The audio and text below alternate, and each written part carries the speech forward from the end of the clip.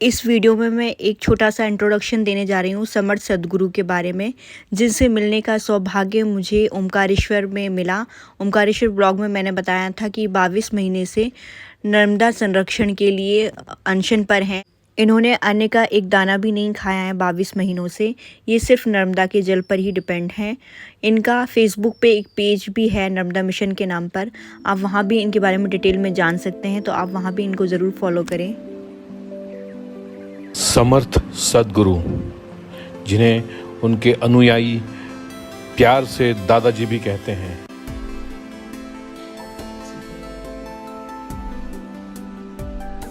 वो एक अवधूत और प्रकृति प्रेमी है।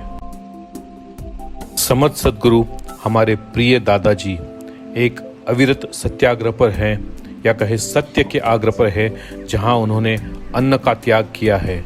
वह पिछले 600 से अधिक दिनों से सिर्फ मां नर्मदा के जल पर जीवित हैं।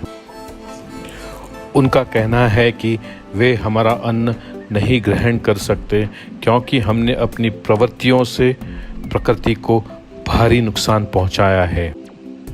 उनका उपदेश है कि हमारा विकास प्रकृति के साथ हो, न कि प्रकृति को नष्ट करके हो। हमारे पास बहुत ही कम वर्ष बचे हैं।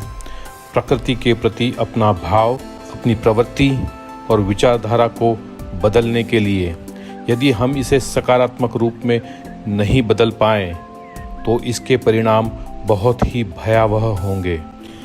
हाल ही में हम संक्रमण के दौर से गुजरे हैं और हमने परिस्थितियों को बहुत ही गंभीरता से देखा है, उसको अनुभव किया है। दादाजी का कहना है कि ये तो एक बहुत ही छोटा सा प्रकृति का नमूना था। यदि अब हम अभी नहीं संभले तो कभी भी संभल नहीं पाएंगे।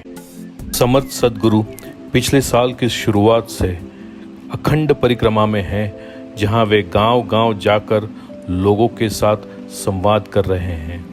वे लोगों को हमारे दैनिक जीवन में प्रकृति, नदियों और सतही जल के महत्व के बारे में शिक्षित कर रहे हैं और हमें इसकी संरक्षण और संवर्धन के बारे में बता रहे हैं। दैनिक उपयोग के लिए सतही जल की कमी इन दिनों हमारे बीच बीमारियों का एक बड़ा कारण बन रही है। वह पिछले 17 वर्षों से मां नर्मदा और पर्यावरण के संरक्षण और संवर्धन के लिए एक चित होकर एकाग्रता से काम कर रहे हैं, और ये तब तक नहीं थमेगा जब तक कि वे इसमें कोई सकारात्मक परिवर्तन नहीं देख लेते। आइए हम इस समस्या को नज़रअंदाज न करें और हम अपना दायित्व निभाएं, अपने देश, समाज और प्रकृति के प्रति एक स्वच्छ, स्वस्थ और हरित भारत की जो कल्पना है, इसको हम पूर्ण करें अपने आने वाली पीढ़ियों के लिए, अपने बच्चों के लिए और एक खुशहाल और समृद्ध भारत के लिए।